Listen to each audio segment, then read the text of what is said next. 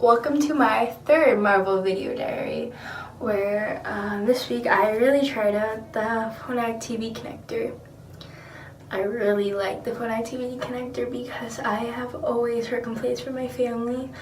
You turn the TV on too loud and everything, and I'm like, but finally a solution. And it's completely wireless free, so I could be laying down on the couch or something and I never have to worry about something moving, something not working. It just connects to my hearing aids, and it all takes a simple plug to my TV, and I get top sound quality streaming to my Marvels, and it's just like the movies play, and there's no like 1 second like delay. It comes straight through.